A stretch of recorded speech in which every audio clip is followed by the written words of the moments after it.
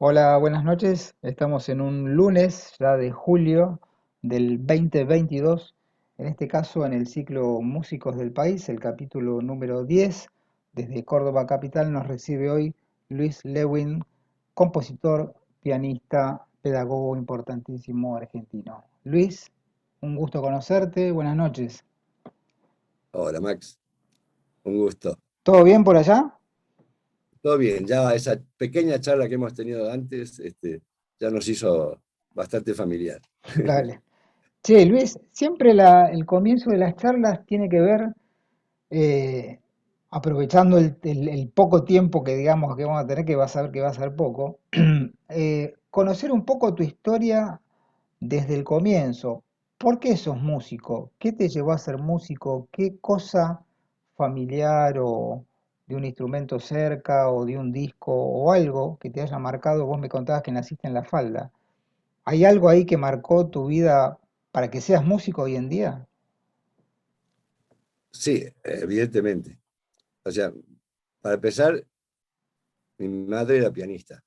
Mm, pequeño detalle. Y claro, fuera de que en la familia era costumbre de que, y esto es literal, ¿no? Los hombres tocaban el violín, las mujeres tenían que tocar el piano. O sea, mi familia son alemanes, ¿no? Mis padres son alemanes, entonces con esa educación. Es decir, la música era parte de la formación de cualquier persona, no por ser músico, simplemente como también la educación física, ¿viste? Es decir, para hacer Totalmente. gimnasia, ¿no? Ese tipo de educación, bueno. Entonces la Ujú. música era parte, siempre fue parte. Y caso de mi mamá, como era, lo había hecho seriamente, digamos, dando conciertos y eso. De hecho, mi abuela también, que lo llegó a hacer profesionalmente, hasta, mira, mi bisabuelo tocaba, no profesionalmente, pero tocaba el piano, y mi tatarabuelo también tocaba el piano. De hecho, tengo partituras de mi tatarabuelo, estoy hablando de 1870. Son muy Qué locas las bueno. partituras, porque no son en papel, es muy distinto. Bueno, interesante. Pero quiero decir, por ese lado, es decir, era normal y había un piano en casa, ¿no? Este, y empecé a estudiar así, pero con los padres no se puede estudiar, no sé si Me ha pasado, conoces este cuento, ¿no? me ha pasado con mis Claro. hijos. Sí, sí, sí, me ha pasado.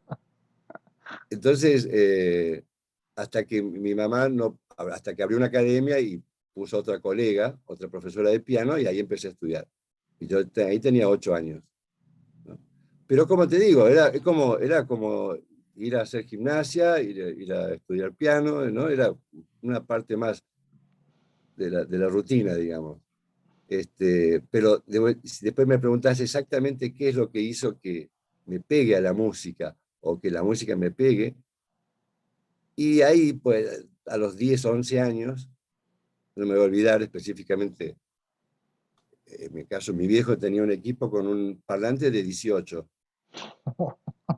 Ah, estamos hablando de la época de los finales 60, ¿no? 70 Claro, y algo. claro, claro, Entonces, es decir, lo que había eran Wincos, ¿viste? Los chiquititos, así, claro. y algunos tenían un equipo o se lo armaban, ¿no? Este era mono, porque recién empezaba el estéreo, recién Ajá. empezaba, pero con una caja gigante así que tenía unos graves que te daba vuelta, ¿no? De hecho, el bajo es mi favorito, ¿no? El instrumento favorito, por más que Mira, toque el piano. Bueno, la cuestión es que mi viejo, aparte de escuchar Mozart, Beethoven, porque tocaba violín, de amateur, por supuesto, ujú. este, compraba los Beatles, Ah, mira. claro. Y yo me acuerdo que cuando él se iba, me quedaba solo, ponía Come Together, Ah, ¿viste? Me lo ponía delante del bafle y me ponía la piel de gallina. te volaba la cabeza. Claro, esa sensación de que me ponga la piel de gallina, eso fue algo como, bueno, contundente, que pocas veces lo he Claro, percibido, claro. ¿no? Ese fue como el primer contacto fuerte con la música. Y dije, acá hay algo, ¿no? Qué Así que fuerte, ese ¿no? es el... Qué fuerte, ¿Cómo? ¿no? Qué Sí. fuerte, digo, esa sensación, ¿no? Después, como te digo, ya también de chico componía, hacía cosas, entonces había una colega de mi mamá que decía, bueno, ¿qué tendría que hacer él, que, ya que compone, qué tendría que estudiar? Entonces que estudie armonía, y ahí tenía 11 años, ¿no? Mira, Y claro, pero estoy hablando de La Falda, que era un pueblo todavía en ese entonces, ni siquiera era ciudad. Ujú. Eh, no es que había mucha variante.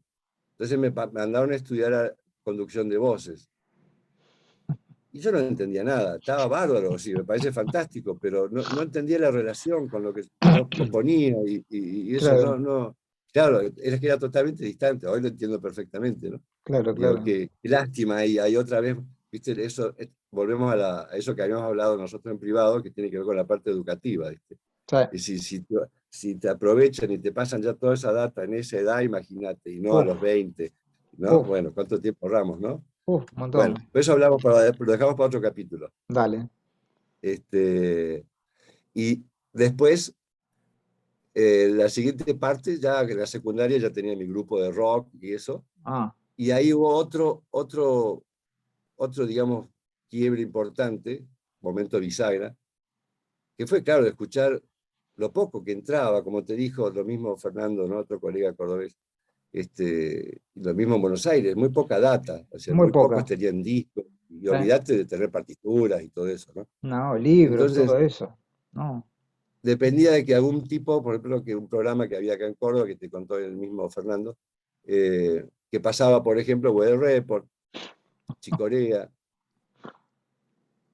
pero muy de vez en cuando, y ahí me morí, y dijo, ¿y esto? ¿De dónde se saca esto? ¿Dónde Es decir, está? ¿de dónde se...?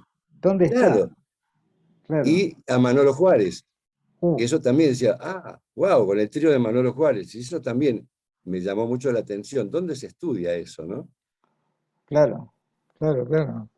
Así que, bueno, ese fue el otro, ahí ya estaba en tercer año, cuarto año, poner una cosa así, es donde decidí que sí, iba a ser músico, ¿no? Y esta banda En de rock contra, que vos decís que tenías ahí, ¿qué influencias tenías teniendo en cuenta esto que vos decís de la poca información? Digamos, ¿cuál era tu raíz ya, ahí? y hasta ahí, por supuesto, Emerson Lake and Palmer me parecía de esa época, ¿no? Este, Tremendo.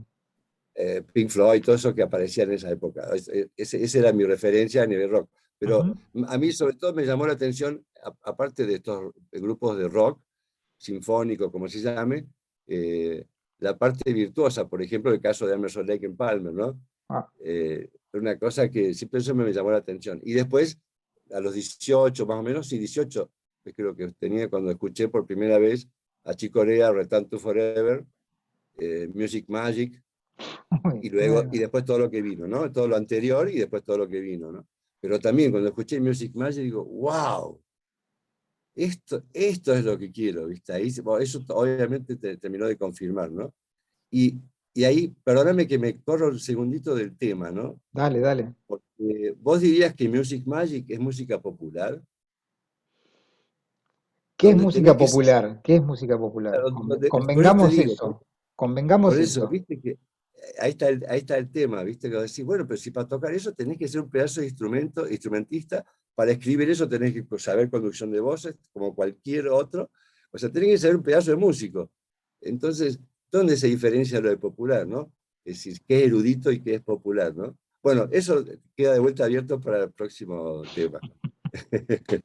Dale. Pero, bueno, digamos, esos fueron los referentes, obviamente. Y, así que en un principio de Chicorea, y a través de él, como casi todos los músicos hacemos, siempre tenemos un contemporáneo que es el que nos pega, y a Sí, través de él te das cuenta, que hay que estudiar Bill Evans, que hay que estudiar Parker, que hay que estudiar Coltrane, no es como que al final no, te llevan a todos los caminos que todos pasaron, ¿no? claro, claro. Y que ellos mismos pasaron también, ¿no? Por eso mismo, exactamente. De hecho, Claro, Bartok, tengo todos los conciertos de Bartok porque también fue gracias a Corea que él tuvo gran influencia de Bartok, lo claro. dice él también, ¿no? Entonces, por eso me puse a escuchar Bartok y así, ¿no? Ujú. Este, Y en un bueno, momento decidís irte de la falda a Buenos Aires a estudiar. claro, así cuando terminé la secundaria yo soy el más chico de tres hermanos Ujú. y los dos otros ya se habían ido, así que solo quedaba yo y ya mi destino era ir a Buenos Aires para estudiar. Ah, Entonces me había anotado con Manolo Juárez mira. y Cirigliano. Uf, Sí, no sé cómo, pero conseguí. El caso de Manolo, por ser cordobés, obviamente ya tenía una afinidad ahí, ¿no? claro, Bueno, claro. eh, pero la cosa es así. Entonces termino, mi secundaria acá y me voy para Buenos Aires. Pero nada resulta como yo pensaba. Mira, ¿por? Claro, porque no tenía la situación económica para poder bancar todo Ah, eso. claro, claro. Bueno, es muy ya una parte más íntima esa, ¿no? Pero, es decir, en definitiva, a los 3 meses llegué a Buenos Aires, queda embarazada mi novia, Ah, y así empieza la vida, y yo no tenía ni trabajo ni nada, así que olvídate de estudiar, viste, eso prolijo, que fue un par de clases de Manolo, digo, Manolo, olvídate, tengo que rebuscármela, y entré en Casa Verde a trabajar, ¿te acordás? mirá, sí, sí, sí, sí. Que es Pro Música ahora, ¿no? Claro, claro. Mira. Bien. Ya con lo que tenía de data mínimamente tocando de lo que había estudiado de chico, ¿no? Y eso. Ujú, Eh, bueno, y ahí me mandan a La Plata, habré estado un año y tanto, que ahí estuvo muy bueno porque eso fue una gran escuela. Porque no sé si vos te acordás, en esa época, estoy hablando años 78, eh, ya justamente hace unos años que el trabajo del cabaret o lo parecido, es decir, la tanguería y todo eso se había caído. Así, todas esas Está- es- orquestas es- que se es- vivían en los años 50 60, estaba viste, en que vías de tantos músicos. desaparición ya en esa época. Estaba en vías de Claro. desaparición, exactamente. Tenés razón. Sí. Entonces, justamente en estas casas, que de repente hubo un auge, abrieron un montón más de 30 sucursales, Ujú, eh, contrataban muchos pianistas y muchos eran tremendos pianistas. ujú. O sea, tremendos pianistas del ambiente de Buenos Aires, ¿no? Claro, Mucho claro. del tango, obviamente, ¿no? Pero como típico músico argentino y porteño, siempre toca de todo un poco.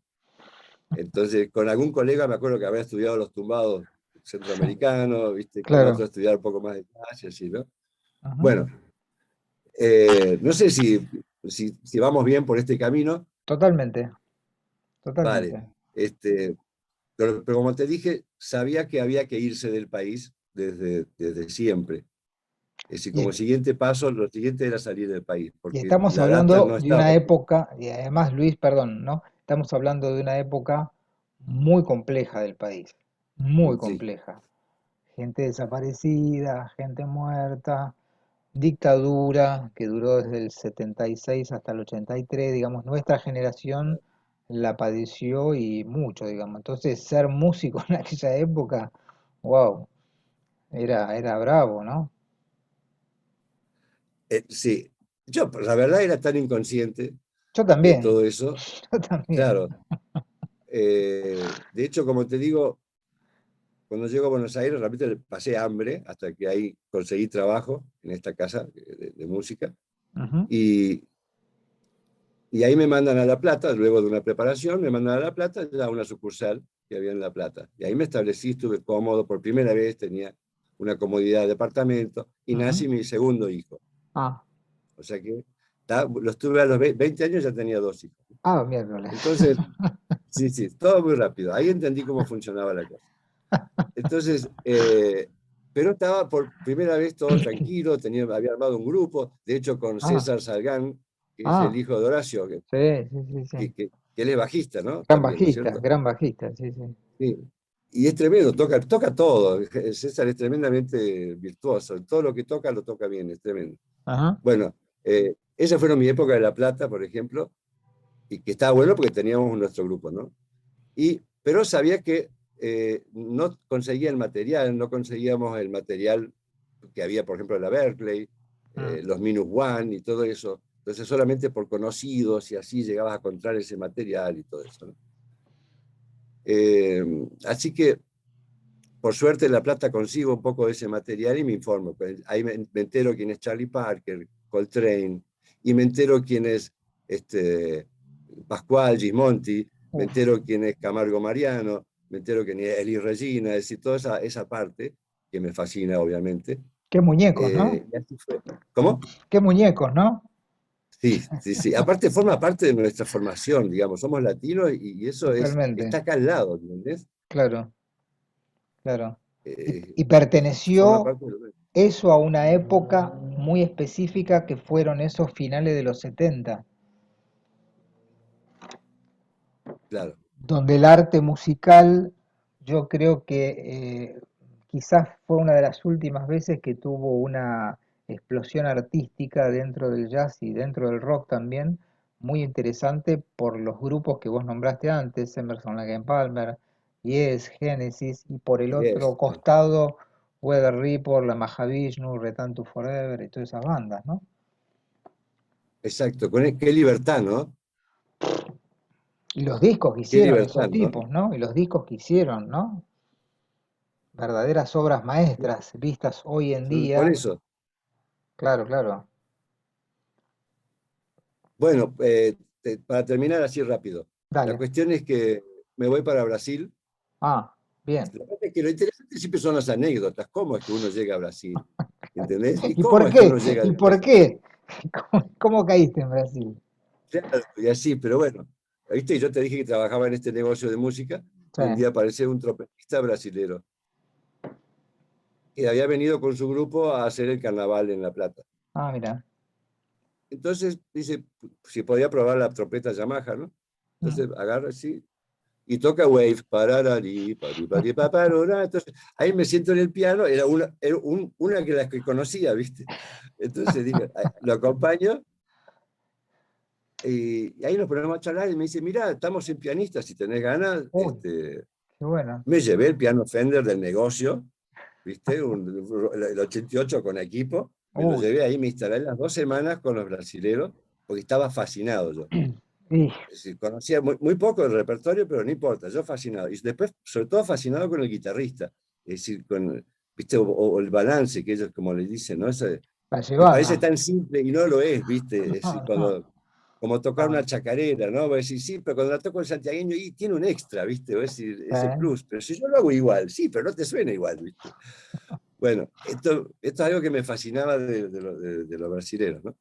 La cuestión que, para resumir, eran dos trompetistas. Uno me dice, el que había probado la trompeta, que si él tenía dos grupos en Río de Janeiro, que si tendría trabajo, porque eran muy pocos pianistas allá, lo cual era cierto, había muy pocos Mira, pianistas por la mira. cuestión de lo que costaban los pianos, Ah, mira. como acá. Es decir, Sí, si querés igual. comprarte un buen piano, son 4 o 5 mil dólares, claro, se te hace difícil, ¿no? En esa época era muy dura esa parte también. Bueno, la cuestión es que yo me enrollé y dije, bueno, vamos. Ujú. Y vamos con los dos gurises. Llego para allá, ¿En voy familia a se ver los fueron? trompetistas Se fueron en familia. al mes, al mes. O sea, una vez que había logrado estabilidad, dije, bueno.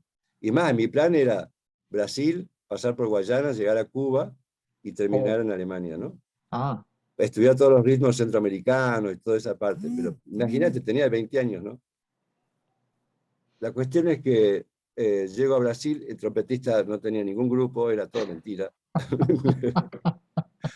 qué Así que lindo. me voy a la casa del guitarrista, con el que había, digamos, pegado cierta onda. Claro. El guitarrista me dice, yo estoy muerto, vivía en un lugar, en Eh, serio, lo que se llama edificio Elefante Blanco, ¿viste? Ah, sí. Que no tiene ventanas, bueno, muy Tremendo. triste. Me dice, andar al otro trompetista. Bueno, y así fue que ahí conseguí un trabajo en un lugar que se llama Gafira Estudantina, que es como las tanguerías Mm. típicas de Brasil, donde se baila samba y swing. Ah, mira. Eso es otra historia, ¿no? Pero muy interesante porque eh, forma parte realmente de su cultura. Este, y ahí aprendí un montón, obviamente. Es también muy bonita la historia, cómo llegué ahí, eh, dado que ¿viste? No los quieren los argentinos desde nunca, ¿no? Pero bueno, esa es otra historia. Vos te interesa saber más o menos cómo me preparé musicalmente y eso, ¿no? Eso, porque, insisto, las anécdotas son las más lindas después de todo, ¿no? Y ese devenir en Brasil, en qué termina finalmente? ¿Cuánto tiempo vivís y cómo te desarrollás ahí? Y menos de un año, Ah, porque se había vencido la visa y eso me costaba plata, y claro. aparte no conseguía visa para trabajar, entonces Ah, estaba como turista, claro, ¿no? claro, claro. Eh, bueno, la cuestión es que en ese interín conozco a un baterista que aparece en ese lugar, que lo habían echado de Alemania por robarse una etiqueta de Marlboro. ¿Se puede dar La nombre? ¿Se cuestión, puede dar nombre? sí, Carliño, no sé si es conocido, porque Ah, estoy hablando hace muchos años. ah, ah, ok, Es decir, en ese ok. lugar en ese lugar donde yo trabajaba, el más joven tendría 50 años. Ah, Yo tenía 20, ¿entendés? claro, O sí, sea, debe haber sido una cosa para ellos muy, muy tierna. claro. Porque al Un principio, niño, un niño.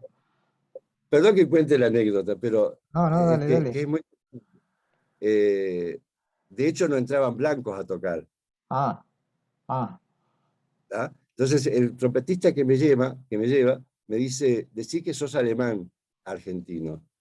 No digas que ah, sos argentino, porque no nos querían, nunca nos quisieron, ¿no? ah, Obviamente. Y tienen razón, obviamente, ¿no? Bueno, pero la cuestión es, entonces, me dice, y te voy a llevar como que vas a venir de turista, a ver qué pasa, simplemente estás de paso y listo. Ok, entonces llevamos el piano, porque lo único que había llevado es el piano.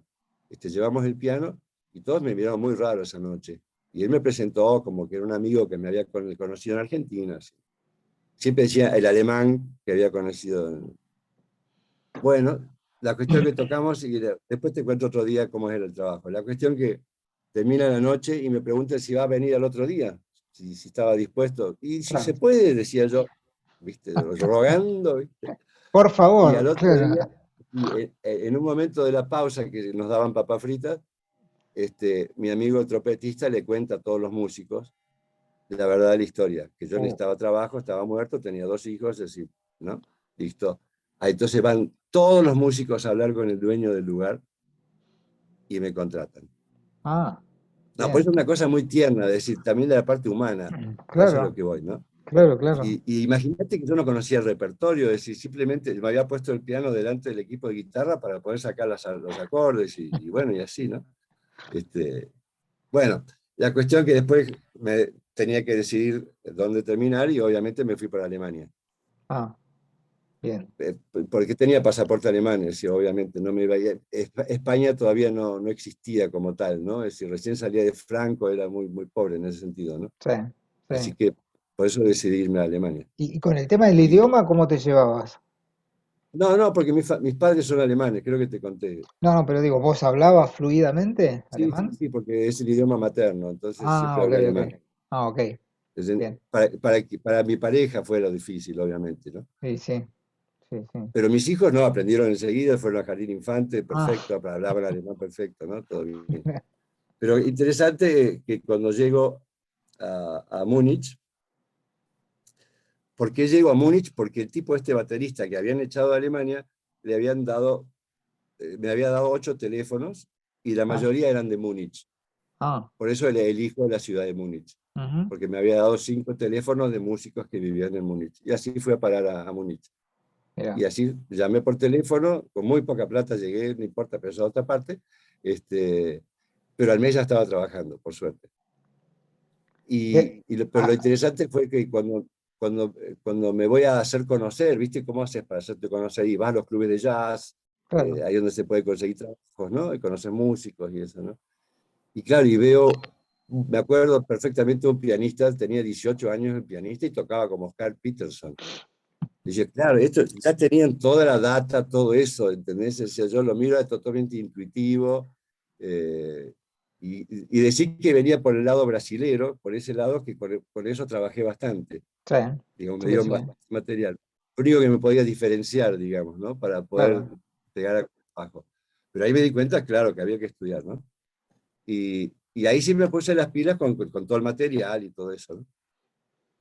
¿Y qué tocabas ahí Y, en esa época? ¿Qué tipo de laburos ¿cómo? o qué tipo de grupos o de laburos tenías en esa época ahí en Bueno, Alemania? empecé con brasileros, Ah, haciendo giras. ah, Finlandia, Suecia, viste eso, uf, ¿no? Que estaba muy bien. Que es un grupo de músicos con bailarines, ¿no? Y así con un show típico brasilero. Viste que hay ciertos shows que son más o menos parecidos, que aparece el cafetal, el birimbao, bueno, así claro, como, este, bien, bonito, porque se toca bonita música.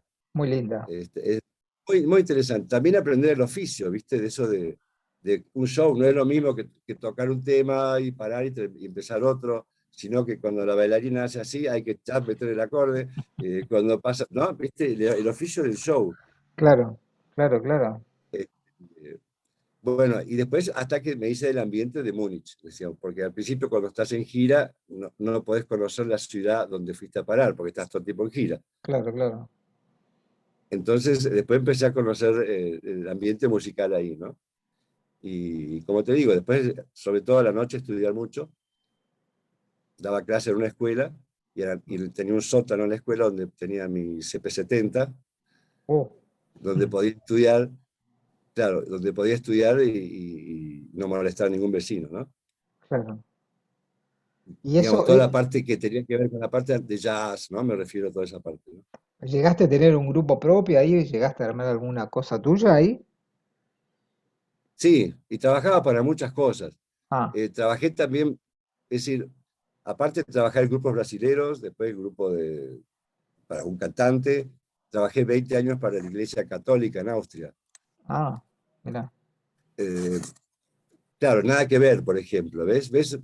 Eso es lo lindo de la música, es decir, uno se prepara y no sabes realmente por dónde va a ir. no, Porque no, aparte, cuando te educas como músico, tampoco sabes si es como instrumentista, es lo fuerte tuyo, si es como compositor, si es como arreglador, como productor. ¿Viste? Son muchas las facetas, muchas, ¿no? sí, Entonces, eso muchas. también lo fui descubriendo a medida que fueron pasando los trabajos y así, ¿no? Eh, y cuando fui a trabajar a la Iglesia Católica, al tercer año de trabajar, ya fui director de la Kapellmeister, digamos, ¿no? Le llaman Ujú, allá, ¿no? sí, sí, Y era un trabajo muy interesante porque era música, no era una apostólica romana, o sea, católica normal, pero sí, muy moderna.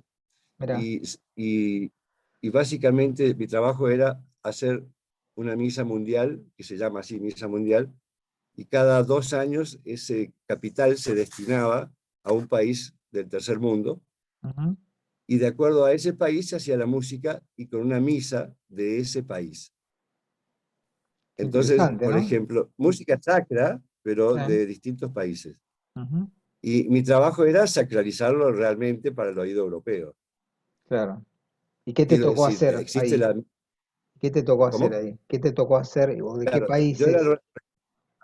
arreglaba, o sea, a mí me mandaban la música, yo tenía que arreglar el trabajo para, digamos, el orgánico que había ahí, que Claro, eran flauta, oboe, guitarra, y según qué situación, había un cantante también fijo, pero según qué situación se traían músicos según el país que se trataba, ¿no? claro, Pero, por ejemplo, para idea, la de Milton Nascimento, él tiene una misa muy bonita, pero claro, imagínate, es súper rítmica.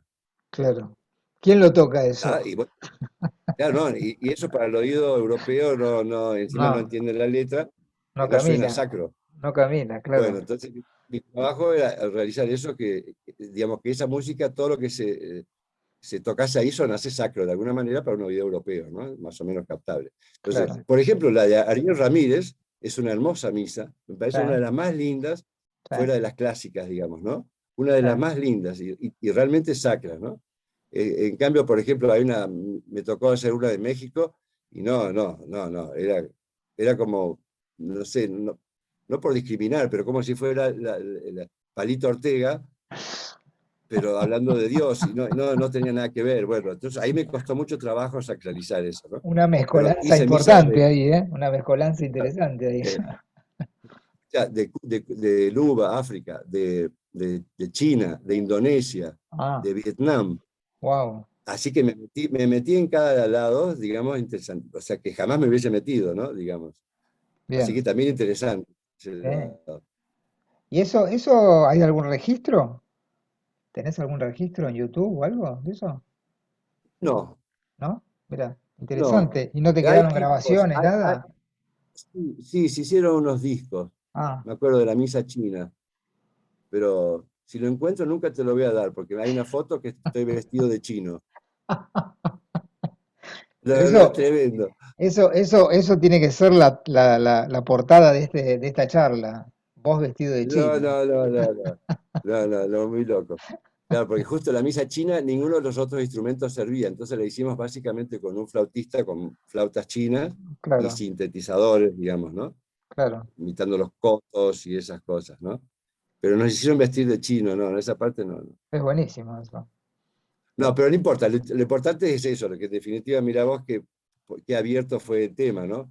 De la música, por dónde va a parar uno. Así, ¿qué sabía yo que iba a dar, que iba a trabajar para la Iglesia Católica? Claro, 20 años. un montón. Y Sí. ese devenir europeo, ¿dónde termina y por qué? Digamos, ¿por qué decidís la vuelta, digamos, a Argentina y a Córdoba? Bueno, en algún momento había que decidirse dónde aterrizar, básicamente por mis hijos. Y el límite era el comienzo de la primaria. Ah, bien. Entonces dije, bueno, hasta ahí tenemos que tener claro. Y mi idea era volver a Brasil, no a Argentina. Ok. Fue lo que más me había gustado de todo lo que vi. Ujú. Estuve en España mucho tiempo, en Francia, te quiero decir, después estuve en distintos lugares, pero si tuve que, cuando tuve que elegir un lugar, fue Brasil.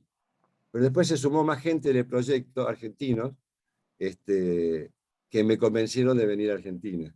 Ah, pero Que básicamente recalaste en sí, Córdoba y no en Buenos Aires. claro, no en Buenos Aires, Ah, directamente volví a la sierra. ah, Y ahí me conecto por primera vez con los músicos de la ciudad de Córdoba.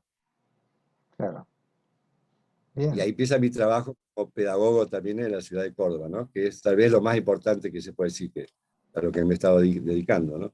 bien. Ahí vos empezás, cuando llegás a Córdoba, ¿en qué año llegás? Más o menos. 87, 88. Lo que Ah, pasa es que todavía seguía viajando, ¿no? Como te dije, trabajé 20 años para la iglesia, claro, o sea que claro, hasta el claro. 2004 viajaba todos los años, ¿no? Y ahí empezaste a generar tus propios proyectos, digamos, cuando llegás en forma definitiva, Claro. digamos, a Córdoba. ¿Y cuáles fueron esas primeras cosas? Lo primero justamente tocar, hicimos un grupo que se llama 440 con Giroto, Mm, Fernando Huergo, que hoy es profe de bajo en la Berkeley. Bajista argentino No muy sé si ya, importante, ¿no? claro, con él teníamos, con ellos, habíamos armado un grupo y nada, así que estaba muy contento por ese lado. Y me había puesto las pilas, ¿viste? Apenas llegué también en conectarme con gente de la parte pedagógica, la parte que estaba en escuelas y eso, ¿no? Ujú. Porque yo venía de trabajar eso en Múnich, Ah, ujú. de trabajar en la parte pedagógica también. Habíamos abierto 4 escuelas con otro colega. Mirá. Ese fue todo. Paralelamente a mi trabajo de músico, siempre estuvo la parte pedagógica, ¿no? Ujú. Entonces, cuando vine acá, lo primero que hice fue ver a los músicos del centro, porque es la referencia que tenía de los Vingaramos, y a otro personaje que se llama Pato Pedano, que es un saxofonista Ah, de acá, que es el que abrió La Colmena, no sé si te suena, que es la Escuela de sí, Música Popular de sí, Córdoba, sí, que sí, ya tiene como 35 años, ¿no? La escuela, ¿no? sí. Bien, así que y yo tengo 30 y tantos ahí. Una vida. Sí, una vida. Y ahí empezamos a desarrollar esto, digamos, o sea, la idea de esta escuela y eso. Y siempre, como hablamos hace un rato, pensando en la formación integral del músico. Es decir, pensar, es decir, que, pues ya que yo vengo de una escuela clásica, por parte familia, por Sí, decirlo así, ¿no? sí, sí. Entonces digo, eh, eh, te preparan para qué, si vos vas a estudiar piano y llegás para rendir para concertista de piano. Es decir, acá hay un puesto una vez cada 30 años en Córdoba. ¿Entendés? Es decir, Y tenés que esperar que se muera el tipo para acceder a ese claro, puesto. Claro, no vengan mejor justo el día que vas a rendir. Entonces, te quiero decir, es muy claro. duro. Es Es decir, muy duro. ¿para qué estamos preparando a los músicos? ¿Para que vivan de qué? ¿De qué? Porque Exactamente. ha cambiado mucho eso. Es decir, hoy en día el músico tiene que estar preparado para muchas cosas.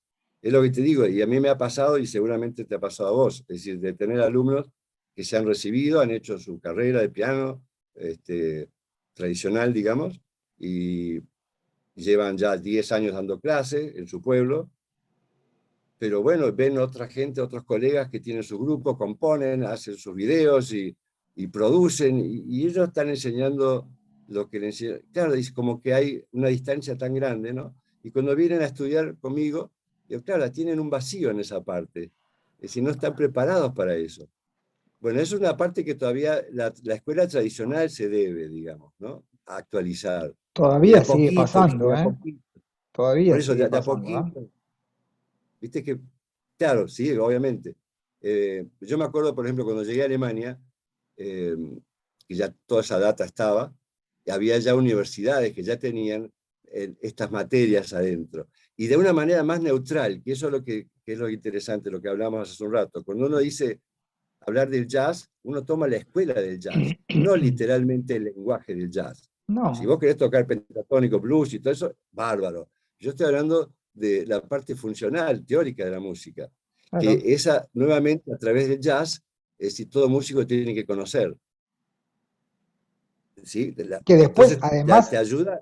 además te va a servir Sí. para tu vida musical, toques lo que toques. Después no Toques lo que necesariamente toques. vos tenés que tocar swing o estándar de jazz. Podés tocar chacarera, tango, música latina, candombe, lo que vos se te ocurre, o canciones, y exponer ese conocimiento que vos decís que viene de la escuela del jazz en cualquier ámbito.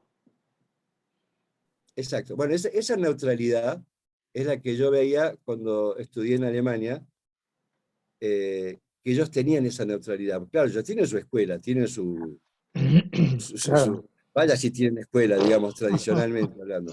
Entonces, claro, claro, es decir, eh, el hecho de que vos pudieras improvisar una fuga o alguna cosa que tenga algo barroco, lo que sea, que no tenía que ser de jazz, esa neutralidad de ver las cosas de la misma manera, pero no necesariamente para que suene a un blues, sino para que suene a lo que te guste, ¿no?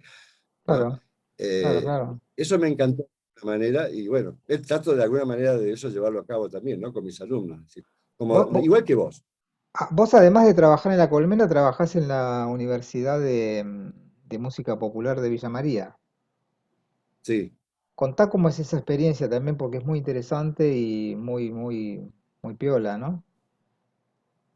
Claro, porque esa es como ya un acercamiento a esto que estamos hablando. Es Ujú. decir, nadie está diciendo que está mal una escuela tradicional, para No, no, nada, para porque yo nada, no para cambié nada. la técnica, sigo usando la misma que usa cualquier otro clásico, no tiene nada que ver. La lectura es lo mismo, no va por ahí la cosa, sino que está faltando una pata, está Ah, faltando la formación de la parte teórica musical. No puede ser que vos solo aprendas a leer, sino tenés que saber lo que estás leyendo, qué es lo que está tocando ahí. Es lo mismo que estudiar de alguna manera función armónica y todo eso, ¿no? claro, Esa parte es lo que está separado, ¿no? Y de alguna manera, esta universidad, de alguna manera, trata de acercar esos puntos, digamos, ¿no? Es decir, pues, de alguna manera también tiene elementos, la parte, de la materia composición uno 2 3 son como la tradicional también, está bien, digamos, como está, pero también tiene que tocar y se respeta sobre todo el aspecto popular, porque generalmente el alumno ya viene con una carga popular encima, sea por el lado del tango, por el lado del folclore, y en realidad es eso lo que hay que enriquecer, no sacar de eso, estudiarte otra cosa, sino te doy claro. esto para que vos enriquezca eso que estás haciendo vos y te salga cada vez más bonito, ¿no? Digamos, ¿no? Yo voy a contar una Así que, anécdota que tiene que ver con vos, de una persona que yo charlé el otro día, que es Mauro Ciabatini, un mira, saxofonista, que en la charla contó que una vez estaba en una clase con vos, en una clase grupal, que era una especie de clase de improvisación, y que cada uno iba tocando un coro, ¿viste? No sé si era un estándar, un blues, que era. Entonces, bueno, él empezó a tocar y tocó de una manera como no, no justa en lo que vos le pedías, que creo que era una cuestión de bebop, y él empezó a tocar como de otra manera, entonces vos le dijiste a este Mauro, vos tenés que tocar respetando como la identidad de lo que estás tocando, ¿no? Y dice que le cambiaste la cabeza para toda la vida eso. Qué interesante, es ¿no? un excelente el Mauro, ¿eh? No sé si lo has escuchado, pero es excelente músico. Me encantó lo que escuché de él, me parece increíblemente creativo, increíblemente bello y es un tipo muy joven, es un tipo muy joven que tiene un Sí. futuro increíble.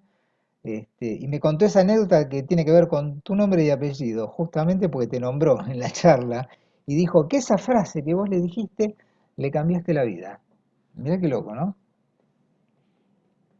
Claro, claro, porque nuestro trabajo es motivarlos en realidad. La Es decir, inspiración.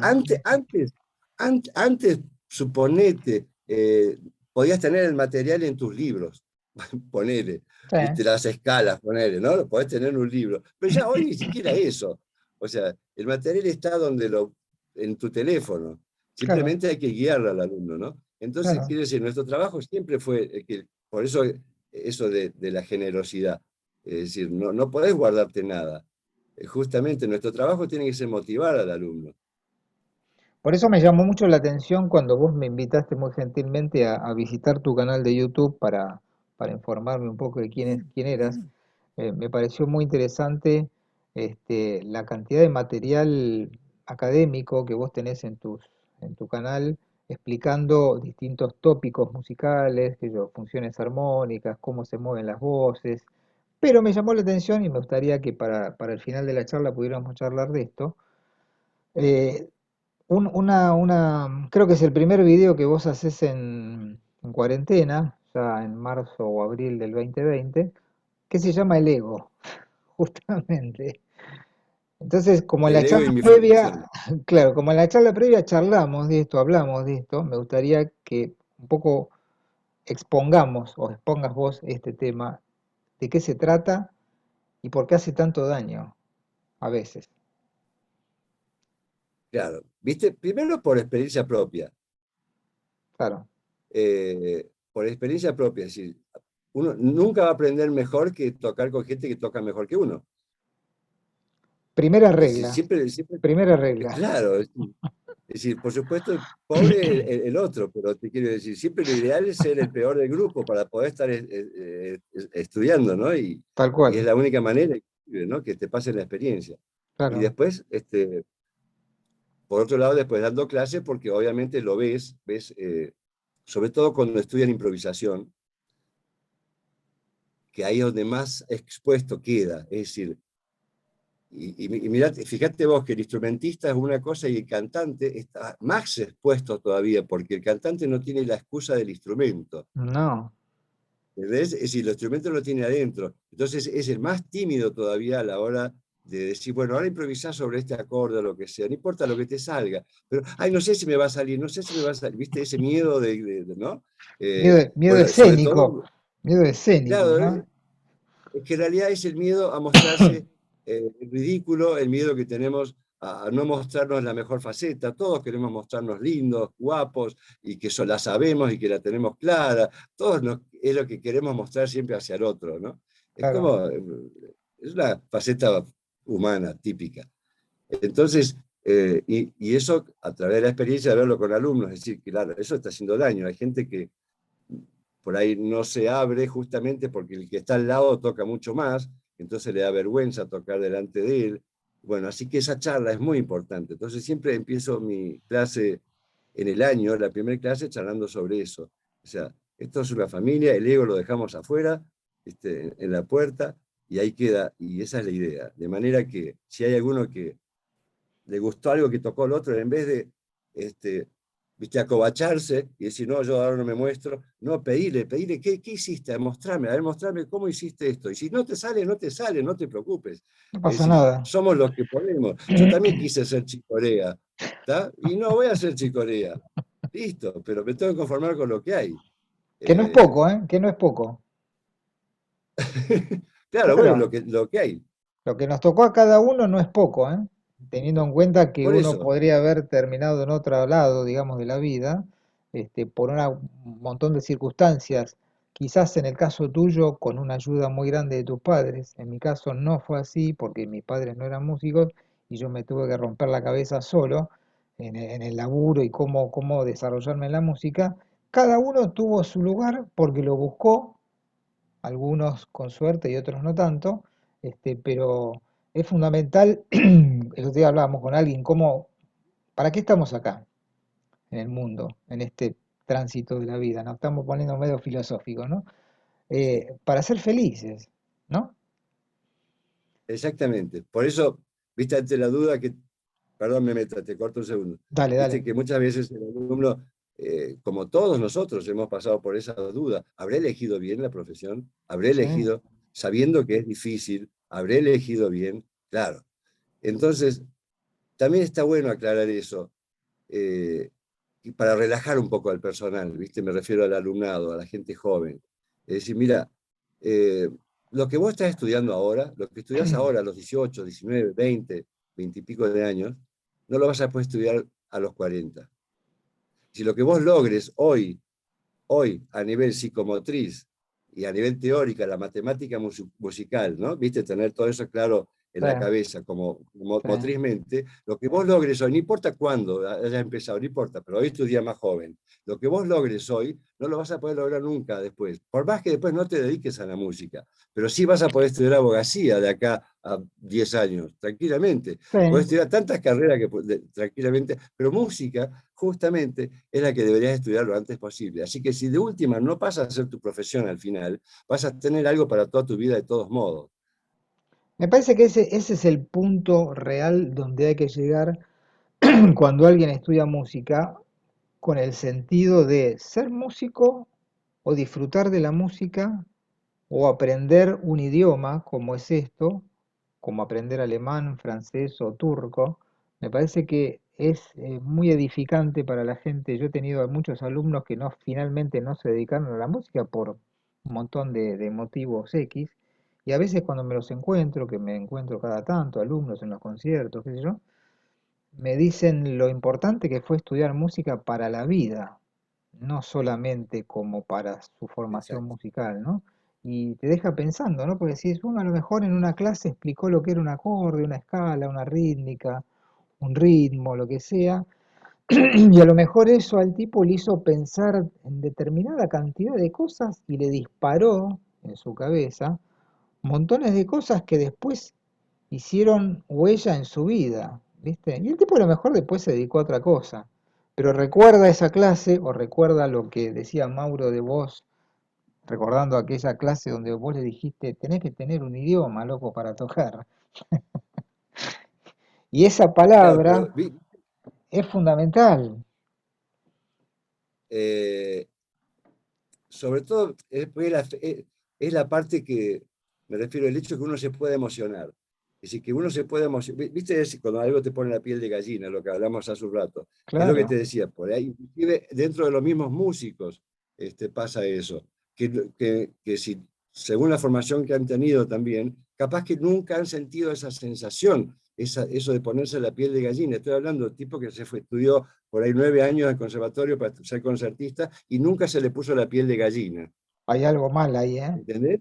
Hay algo Capaz mal que ahí. escuchó, capaz que escucha a no sé qué y ahí lo siente. Es decir, bueno, claro, claro que hay algo, sí, algo estaría andando mal. Por eso, nosotros, nuestra parte motivacional me parece que va por ese lado. Es decir, nunca perder eso, por más que nosotros tengamos 60 años, nunca perder eso por lo que No, entramos a la música. Viste que era salir de la secundaria, ir al garage de alguno de los músicos y tocar ahí, se hacían las 12 de la noche y se nos pasaban las horas tocando dos acordes, no posiblemente. importa, Pero, no pero importa. eso la pasamos bárbaro. Bueno, eso trato de que siga igual hoy. De hecho, nos juntamos todos los lunes, se toque o no se toque en vivo, nos juntamos todos los lunes con un grupo, para que, como si fuéramos adolescentes, en ese sentido, para no perder eso de tocar por tocar, ¿entendés? Por el Claro. placer de tocar, ¿no? Hay una palabra que yo siempre uso en mis clases hablando de la incentivación, hablando de lo que significa ser músico, el esfuerzo mental y físico que muchas veces nos significó a nosotros, a nuestra generación, estudiar como estudiamos, básicamente a los ponchazos, como pudimos, por lo menos en el caso mío. Y encontré una palabra que identifica muy bien lo que significa ser músico y ese, llamémosle esfuerzo con ganas que hicimos, que es la palabra amor.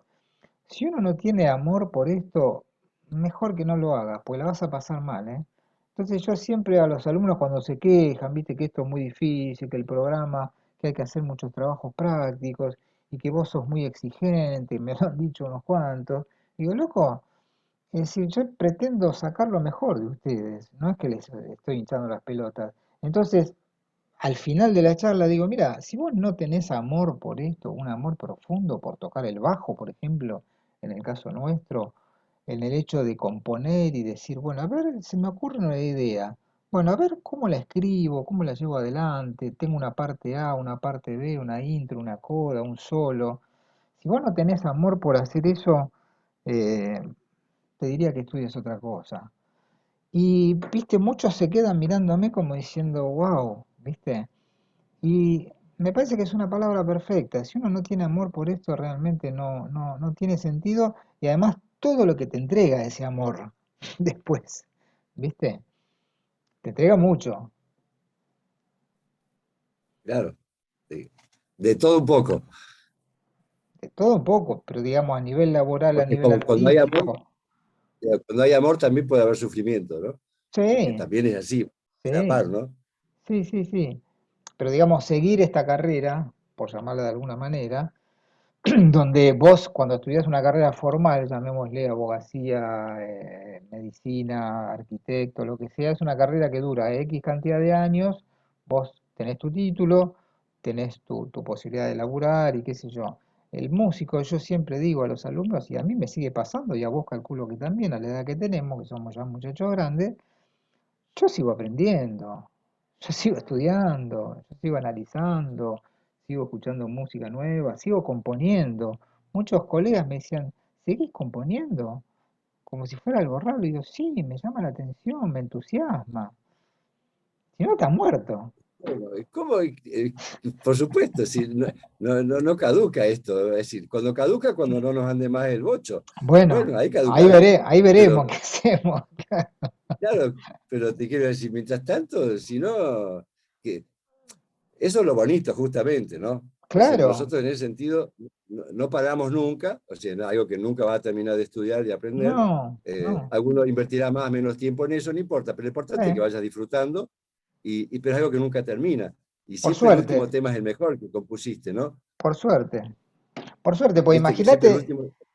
imagínate si vos decís, bueno, yo llegué hasta acá, compuse, no sé, la misa, no sé, africana, por ejemplo, como te pasó a vos. Y bueno, ya este es el sumum de mi carrera y tenía, no sé, 30 años. ¿Qué hace después? Es No, tremendo. obviamente que no. Aparte, como te digo, siempre lo último es lo mejor. Sí, por Viste, cuando suerte. componés, lo último parece. Después, cuando lo escuchás a la distancia, por ahí diferenciás, pero Claro, en una primera instancia, lo último siempre es lo mejor. Por lo ujú, tanto, es algo que no para, obviamente. por suerte. Por No para. suerte No, no. nos va a servir y nos va a durar hasta el último minuto, que eso es lo interesante. Uno se va a ir de este plano lleno de música y va a dejar, por suerte, un montón de cosas plantadas para los que le interese, ¿no? Ahora que somos youtubers, más todavía. Claro. Bueno, Luis, nos estamos quedando sin tiempo, estamos llegando al final. Ha sido un placer charlar con vos, conocerte, conocer tu carrera, tu canal de YouTube tan activo, tu música también hay unos proyectos súper interesantes en dúo de pianos, el cuarteto, el trío, que son muy interesantes. Y después cuando yo suba la charla, vamos a poner música para que la gente no solamente pueda escucharte contar tu historia, sino que escuchar tu música, que en realidad es lo importante para nosotros, ¿no?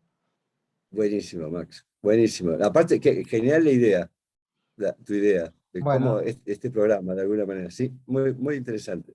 te agradezco. Yo lo que quería era poner en plano, digamos, un poco, viste, nosotros somos un país federal, supuestamente, y a veces culturalmente yo no lo siento tan federal como muchos dicen, viste. Entonces yo me he encontrado con mucha gente que tengo acá anotada en mi lista, que te diría la mayoría no los conocía.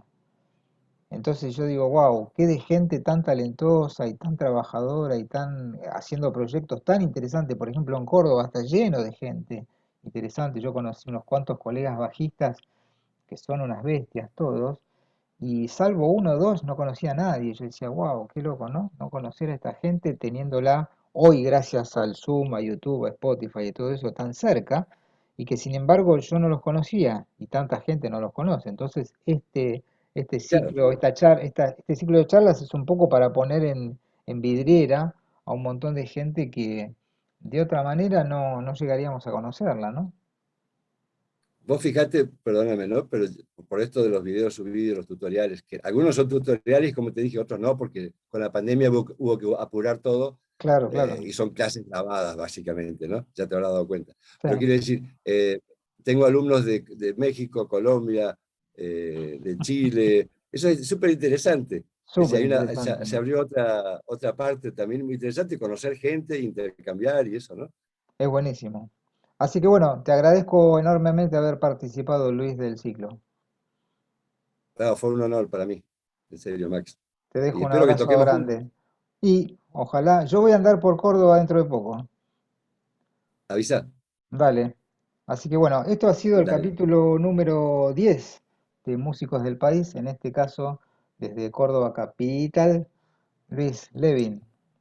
Un abrazo grande, Luis. Un abrazón. Chau, chau.